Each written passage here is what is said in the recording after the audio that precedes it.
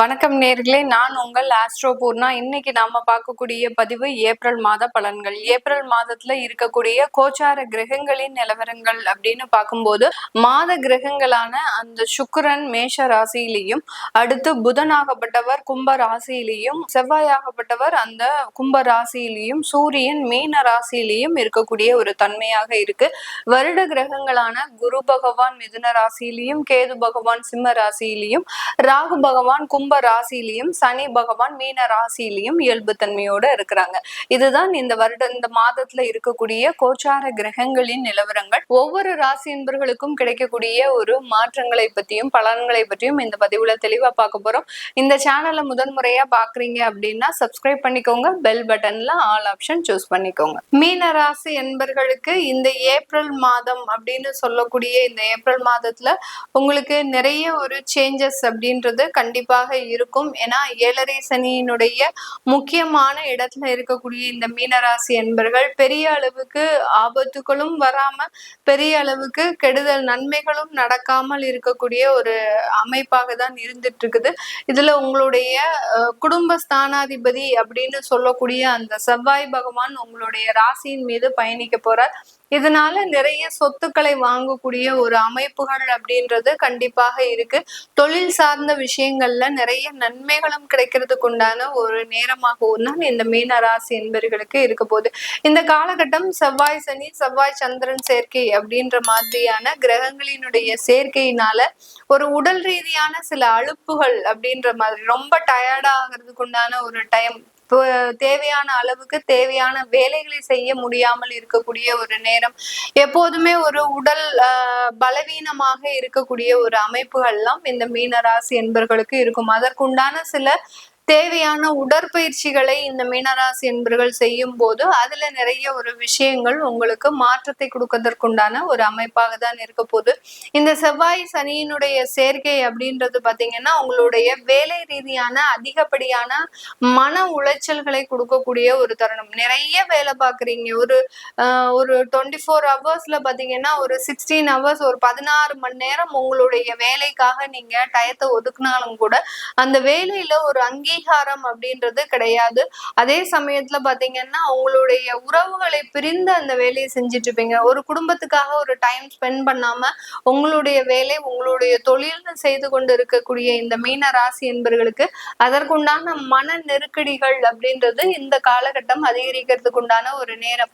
என்னடா இது, நம்ம எவ்வளவு வேலை செஞ்சோம், நமக்குண்டான ஒரு அங்கீகாரம் கிடைக்கல, நமக்குண்டான ஒரு பதவி உயர்வு கிடைக்கல. உங்களுக்கு அப்புறம் வந்தவங்களுக்கு எல்லாருக்குமே அதற்குண்டான ஒரு அங்கீகாரம் பதவி உயர்வு எல்லாமே கிடைச்சிருக்கும்.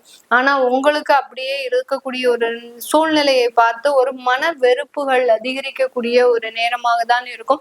இதனால நிறைய மீனராசி என்பர்கள் வேலையை இழக்கக்கூடிய ஒரு அபாயங்களும் இருக்கு. இந்த வேலை இழப்புகள்னால அந்த 7.5 சனி அப்படின்றது முழுமையாக வேலை செய்ய ஆரம்பிச்சிடும். இப்ப வேலையை இழந்தீங்க அப்படின்னா கிட்டத்தட்ட 6 மாசத்து வரைக்கும் உங்களுக்கு வேலை கிடைக்கிறதுக்கே ரொம்ப சிரமமான ஒரு சூழ்நிலையை இந்த செவ்வாய் சனியினுடைய சேர்க்கை அதிகப்படியாக கொடுக்கக்கூடிய ஒரு நேரமாக இருக்கும். இந்த இடத்துலயே நீங்க ஒரு சூழ்நிலையை அட்ஜஸ்ட் பண்ணி நீங்க வேலை செய்யும் போது அந்த இடத்துல ஏதாவது ஒரு பிரச்சனைகள் வந்தா கூட வேலையில பெரிய அளவுக்கு பாதிப்புகள் இருக்காது. அதனால வேலையை விடணும் அப்படின்னு நினைக்கிறவங்க பெரிய அளவுக்கு அதற்கு முயற்சி செய்ய வேண்டாம்.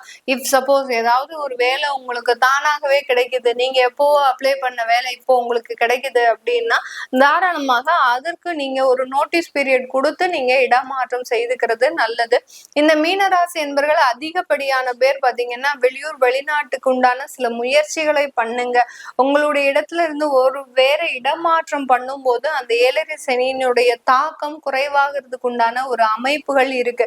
அதனால நீங்க ஒரு 10 வருஷமா நான் வேலை செய்யறேன், எனக்கு இப்போ வேலையை விடாம நான் இதுலயே வேலை செஞ்சுட்டேன்னா எனக்கு எப்படி இருக்கும் அப்படின்னு கேட்டீங்கன்னா கண்டிப்பாக இந்த இத்தனை வருடங்களாக வேலை செய்தக்கு உண்டான ஒரு அங்கீகாரம் உங்களுக்கு அங்க வீணாக போறதுக்கு உண்டான ஒரு அமைப்புகள் தான் இருக்கு.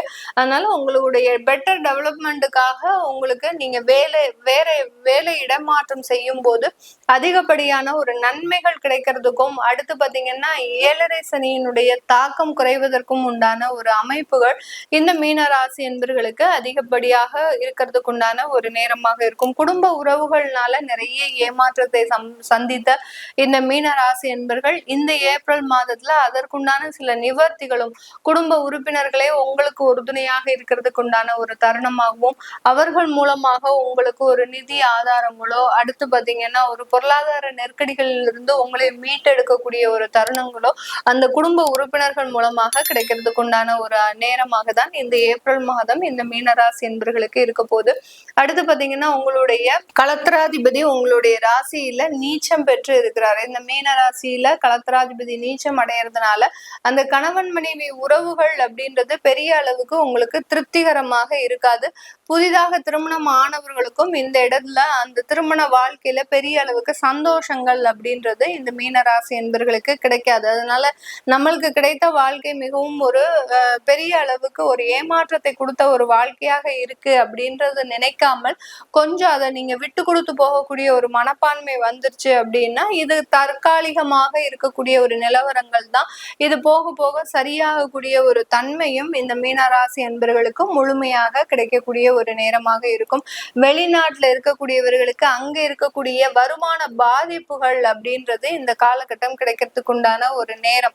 அங்க இருக்கக்கூடிய நீங்க எதிர்பார்த்த அளவுக்கு ஒரு பதவி உயர்வுகள், அடுத்து பாத்தீங்கன்னா வருமான உயர்வுகள், இது எல்லாமே இந்த மாதத்துல உங்களுக்கு தடைபடக்கூடிய ஒரு நேரம். அதனால வெளிநாட்டுல இருக்கக்கூடியவர்கள் பெரிய அளவுக்கு உங்களுடைய வேலையில எதிர்பார்ப்புகள் இல்லாமல், உங்களுடைய பதவிகள்ல எதிர்பார்ப்புகள் இல்லாமல் இருக்கும்போது இந்த ஏப்ரல் மாதம் முடிந்ததுக்கு அப்புறம் அதற்குண்டான சில நிவர்த்திகள் அப்படின்றது கண்டிப்பாக கிடைக்கக்கூடிய ஒரு நேரமாக தான் இந்த மீனராசி என்பர்களுக்கு இருக்க போது. இது எல்லாமே நம்ம கோச்சார நிலவரப்படி பலன்களை கணிச்சு சொல்லியிருக்கிறோம்.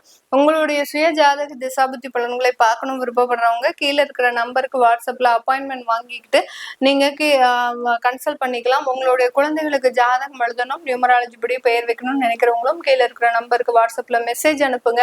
அதற்குண்டான விவரங்கள் தெரிய வரும். உங்களிடமிருந்து விடைபெறுவது உங்கள் ஆஸ்ட்ரோ பூர்ணா. நன்றி, வணக்கம்.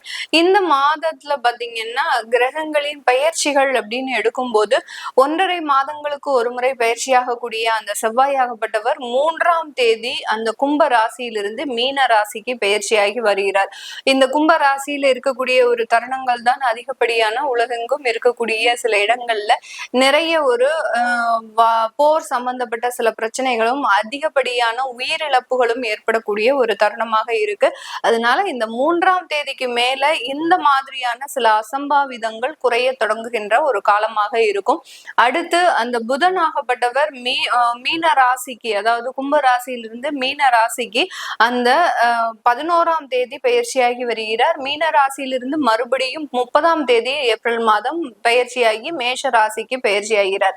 அடுத்து இந்த மாத கிரகங்கள்ல அந்த சூரியன் ஆகப்பட்டவர் அப்படின்னு சொல்லக்கூடிய அந்த மாத கிரகம், அந்த சூரியன் மேஷ ராசிக்கு உச்சம் பெற போறார். இந்த மாதத்துலதான், சித்திரை மாதத்துலதான் அந்த மேஷ ராசியில சூரியன் உச்சம் அடைகிறதுனால இந்த காலகட்டம் மிகவும் ஒரு அற்புதம் வாய்ந்த ஒரு காலகட்டமாக இருக்கும். நிறைய வருமான தடைகள்லாம் நீங்குவதற்குண்டான ஒரு தருணமாக இருக்க போகுது.